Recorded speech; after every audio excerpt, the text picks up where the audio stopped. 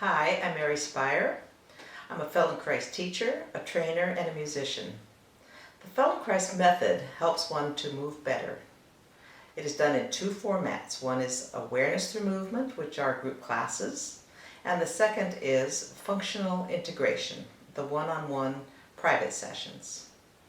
In the video that you're about to see, I will have examples of both awareness through movement, the group classes, and functional integration, the private session. Also, I have an interview with a person that I've been working with for some years now, a bassist from the San Francisco Symphony, and he tells his experience with this Feldenkrais method. Thank you, and I hope you enjoy the video.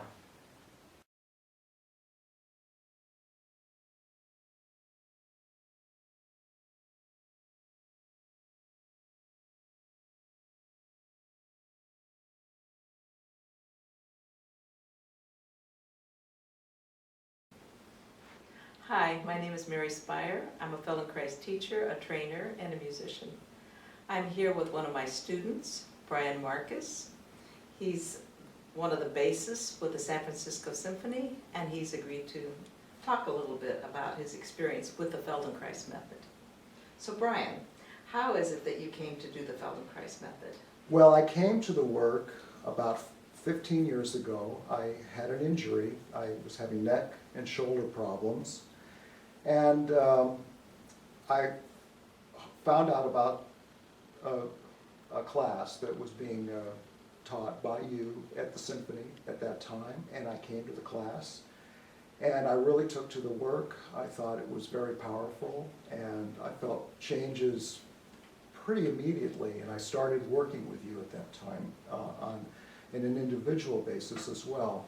And it's been really a wonderful experience. Yeah. So that was about 15 years ago, you said? Yes. Yeah. And you're continuing to do the work on a daily basis for yourself? I do it on a daily basis. I do a lesson on my own every day, and it really helps me maintain a mobility on the instrument. My sound has increased dramatically, and needless to say, I don't have any neck or shoulder problems anymore. So the work is very profound. Great. Okay, well, thank you very much. Okay, thank you. Thinking about what you want to learn. I'm thinking about the relationship between my right side, lumbar spine, low lumbar spine, and right cervical spine. Okay. Kind of opening up the tail and the head. Okay, so the right side of your pelvis and The right side of your neck. Yeah. Okay. Do you have discomfort right now? a little stiffness in my right SI joint, Okay, a little stiffness. and a little stiffness in my neck on the right side. Yeah. So do that again. Look to this side. Okay. And now look the other way. Okay, so do you feel a difference in the two? Yes. The training, can you describe it? Yes. When I look to the left, I feel like my head can kind of keep going. There's nothing that really stops me from going in that direction. And when I go to the right, when I get to about here, I start to feel tension and discomfort on the right side of my thoracic spine. Okay, so we're going to turn to your easy side. Okay. So go ahead and do that. And now what I'm going to include with that, come back, is starting to take your arm this way, and when you turn to the left, I'm going to have your knee go backward a little bit. Okay, so feel what you're feeling in this area as I do this. Okay, that's fine. And now when I do that, notice that if this is going backward, if your left hip joint is going backward, your right one is coming forward a bit. Okay, so we'll do that again. Okay. And now turn to the left again. That's it. So what we're going to include when you're turning, to not only turn from your neck, but what we work with is the entire person, the whole skeletal, muscular apparatus. So while you're doing this, immediately, this is giving you the cue that as I do this, that your whole shoulder girdle can turn. Mm. There you go. And let's add this other bit to it. See, and that really amplifies. Mm. Okay, go ahead and turn. There we go. And again. Wonderful. Now, place this hand here and that amplifies the movement. You feel that? Mhm. Yeah, it's much more about my ribcage. Okay, so now come to the side of the chair and place your hand on top of your head. And in your imagination, think about taking your elbow up in the direction of the ceiling while your left ear goes towards your left shoulder. So you're lengthening on this side. And as you do that, imagine that your sits bone is going down in the direction of the floor, further making the lengthening of your rib cage and your pelvis even clearer.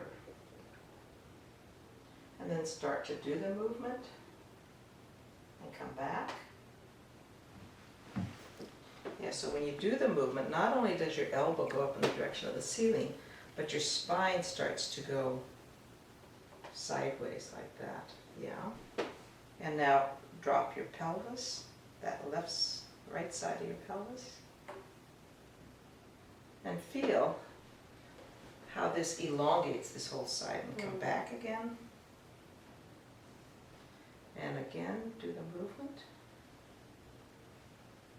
There we go. And come back. And sit on the chair fully.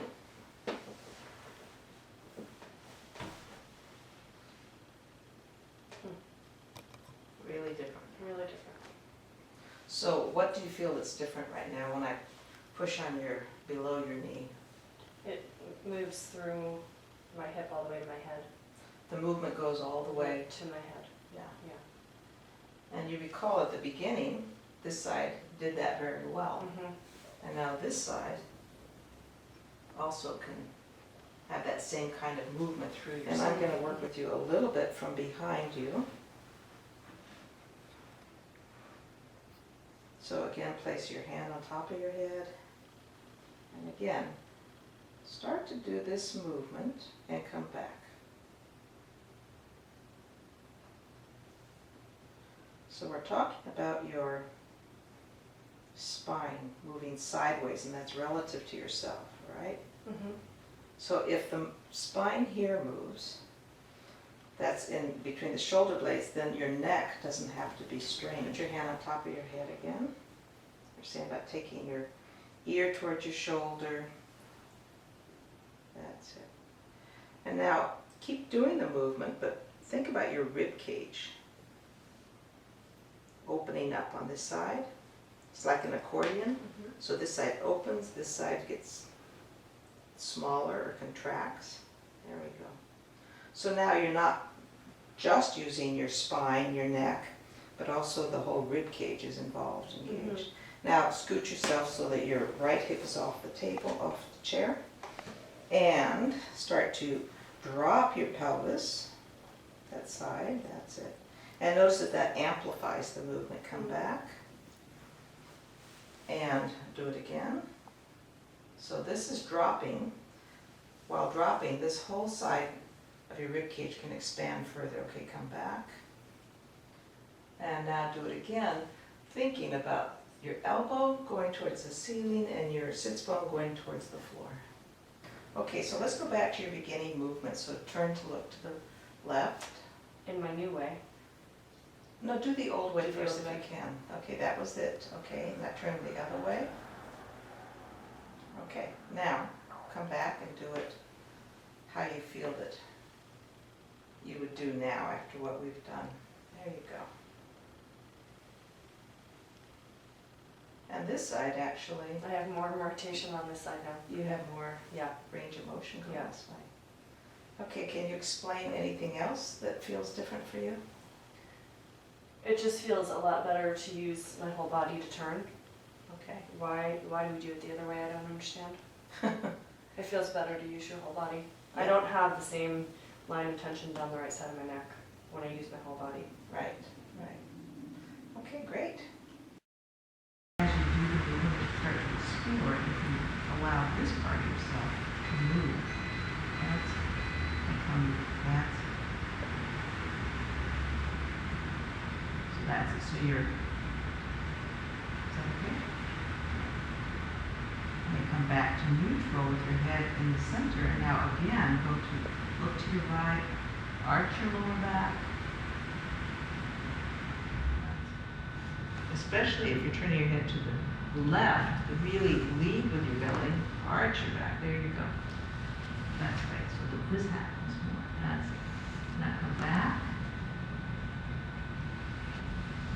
And do it again. There you go. See, this is the part. Now, of course, maintain your balance. So see where you need to place your knee. Is it underneath your hip or is it behind your hip? And turn your head and eyes. And then bring your elbow in the direction. It doesn't have to touch the knee, but bring it in the direction. Stay there for a moment and then start to slide your elbow downward. And what do you want to do with your head and eyes? Remember that your back is still erect. So you're not rounding your back, you're actually arching your back as you're doing this movement. That's it. So notice that what is congruent with the movement is to turn your head and eyes to the right as you do this. Take your time to just see if this would be better placed right more under your hip. Bring your knees back. Yeah. There you go. See if that, is that better? Mm-hmm. Yeah, so in this position, it's important that the knee is right underneath your hip joint, that it's not behind you. That's it, there you go. Yeah, as you bring, the further up you bring that left or right knee as you go from side to side, the more you actually start to almost lie on your back.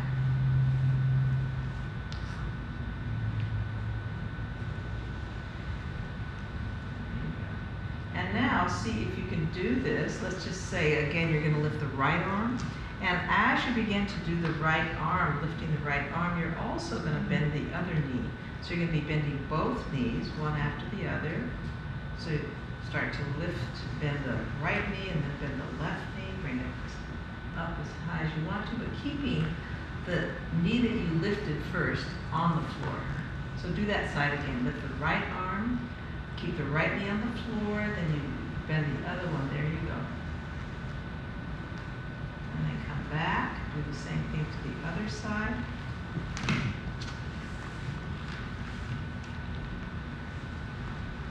There you go.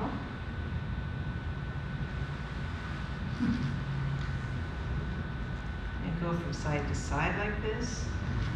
Feel to which side it's easier, more pleasant maybe.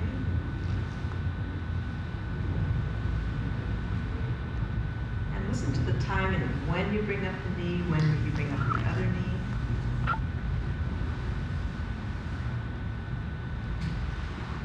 And try a few times without looking at the hand and see how that changes both the amplitude of the movement and also the feeling of pleasure in the movement. So don't look at the hand and feel what that is like. What's the difference?